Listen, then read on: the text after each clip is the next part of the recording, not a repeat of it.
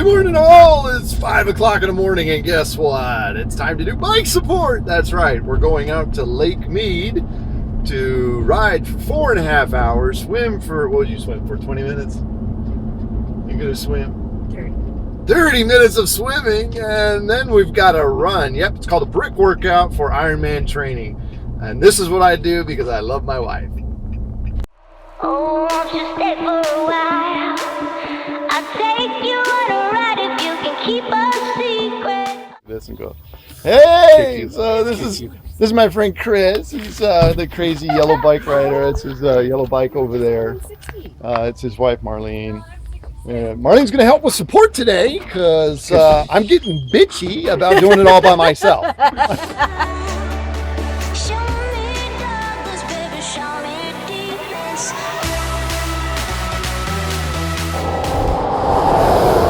So here's what bike support entails. So here comes my biker. I've got my back ready to go. She's gonna probably stop for water here. Oh, nope, she's gonna keep on going.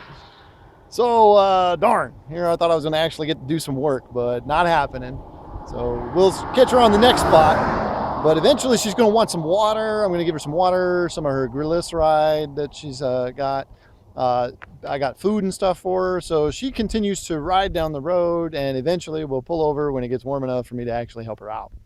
Otherwise, you know, I get this beautiful scenery here at Lake Meade as we ride around, eventually going to get to the Valley of Fire and some really great scenes at that point. All right, so the riders come in, bike support finally gets to do something. Here she is getting, so I filled her torpedo up here. She's got her glyceride bottle that we've topped off. She's taking just a small little break to see if there's anything that we need to work on with the bike or anything like that.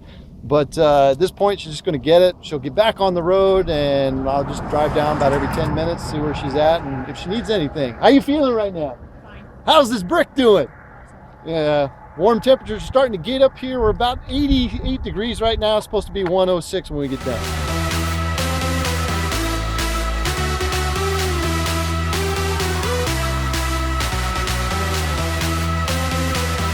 Another beautiful day. Here we are. It's stop number 20, 22, something like that. And here comes my bicyclist. Yay! We'll see whether or not we're going to need to give anything.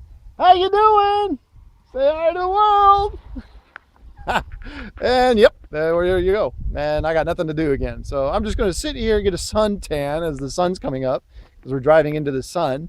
And we'll see what we get on the next one. A few more bikers on the road today, so I might actually be able to hand out some water to people other than the one that I'm actually tracking with. I mean, you know, as we're out here, the support crews always look at, you know, if there's a rider that needs assistance, maybe they got some problems. I've got air, I've got tires, I've got extra stuff for other bikers as well. I mean, I'll give them water, I'll give them Gatorade if they need assistance. I mean, you know, we're a great little community out here. I really don't like to see riders that are having issues or that are down. So, you know, we'll see what happens. So check in with you later.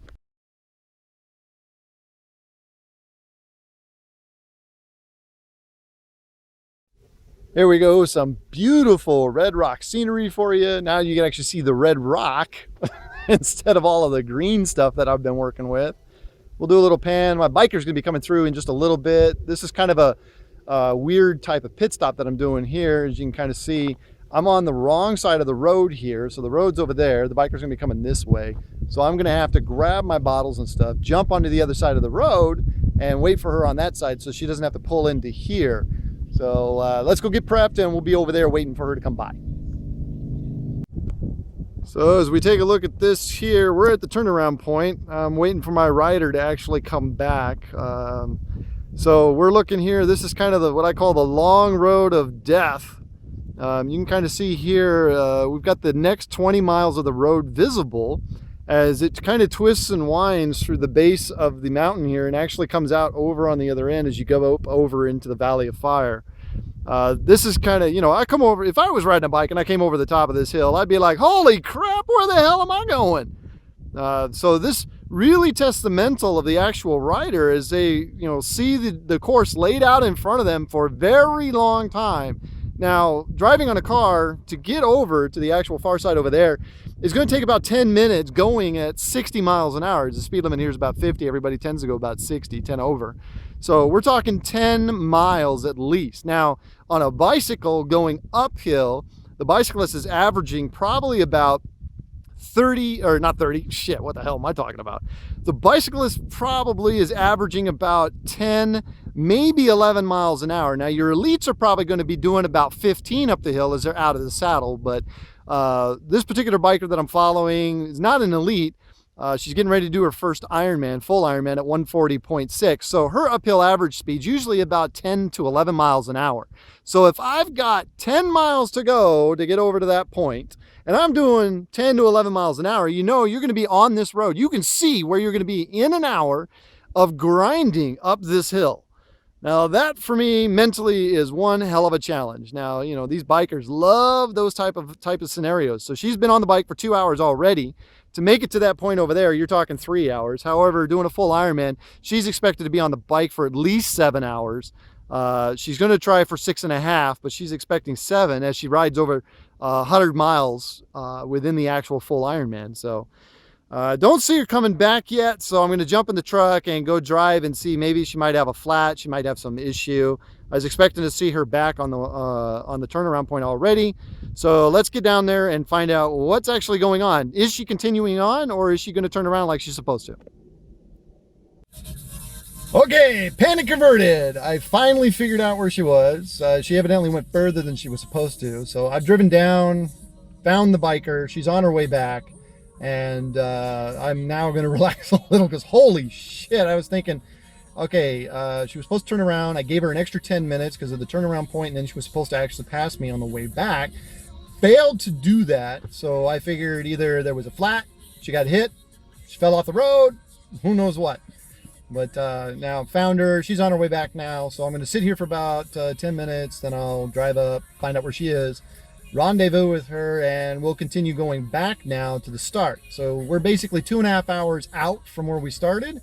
We'll be 2.5 hours going back, so total will be about 5 hours that she's been on the bike, and then from there we'll start the next part of the brick, which is going to be the run, where my support for running actually is longer segments because she's not going as fast, plus all she really needs is just water. There's no breakdown issues unless she sprains an ankle, you know, pulls a muscle, but she's been running for a long time. Doubt that's going to happen.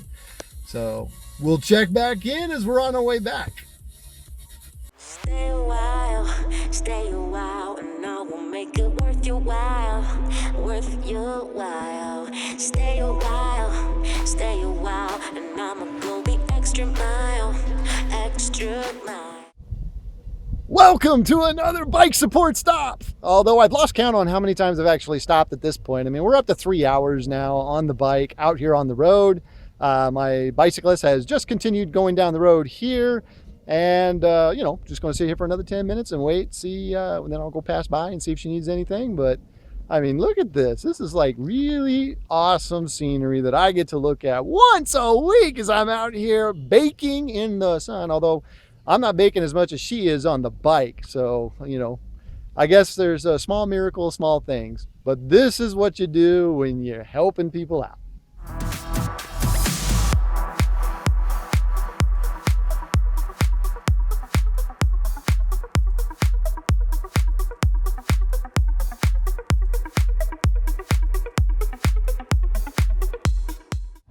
Hi, and welcome back to Bike Support. I've just run into my other cohort that's out here supporting with her people, and Hillary and Chris. So we've actually kind of resynced up where we're at. Her truck's right there. We've got this beautiful background. We're coming down to the lake, and yeah, you can tell she's really short. So I got squat down so we can see. Yeah. So anyways, we're just waiting for my rider to catch up. Her two riders have already gone down the hill here. We're all going to meet up at the special events beach down at Boulder, where we'll figure out what they're going to do. They've already done the run. Don't know if they're going to go do their swim. Mine still has to do the run and the swim. So, you know, I've just got another couple hours out here before we get back. But hey, Mar, it's nice to see you again. You too. And Judy is climbing that hill like a beast.